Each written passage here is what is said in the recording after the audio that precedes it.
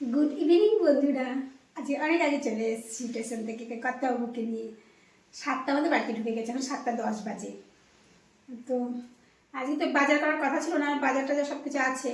ভাগ্যিস একটা ব্যাগ নিয়ে গেছিলাম সঙ্গে। সেই স্টেশনে একজন ফুলকপি বিক্রি করে, এর আগে তোমাদের বলেছিলাম, ছোট্ট ছোট্ট লোকাল ও নিজের ক্ষেতের ফুলকপি। সে এসেছিল ফুলকপি খেতে, ব্যাস কথাও বলছে ফুলকপি নেবো। অনেকগুলো ফুলকপি নিয়েছি, আজ 5-6টা মনে, তারও বেশি মনে হয়, ব্যাগে ঢুকিয়ে দিল বুঝতে পারলাম না। তো 5-6টারও বেশি মনে হয়, দেখাচ্ছি। ওই ফুলকপি নিয়েছি আর একটুখানি বাজার নিয়েছি, দেখাচ্ছি। এই দেখো 8টা ফুলকপি 40 টাকা, মানে এক একটা 5 টাকা করে। এই দেখো সাইজগুলো ছোটো ছোটো। যদিও এখন ফুলকপি আর খেতে ভালো লাগে না, অনেকদিন ধরে কিনিও না ফুলকপি বাজার থেকে। এটা লোকাল পেয়ে গেলাম বলে নিলাম, জানি না কেমন হবে খেতে। এখন গরম পড়ে গেছে আর ফুলকপি খেতে ইচ্ছা করছে না, কর্তাবাবুর পছন্দে নেওয়া হলো। আর 2টো শশা কিনলাম বাজার থেকে 25 টাকা। আর যার কাছ থেকে ফুলকপি নিলাম সেই 1 কিলো মটরশুঁটি দিয়ে দিল, এটা হলো 20 টাকা, বাজারে 30 টাকা কিলো।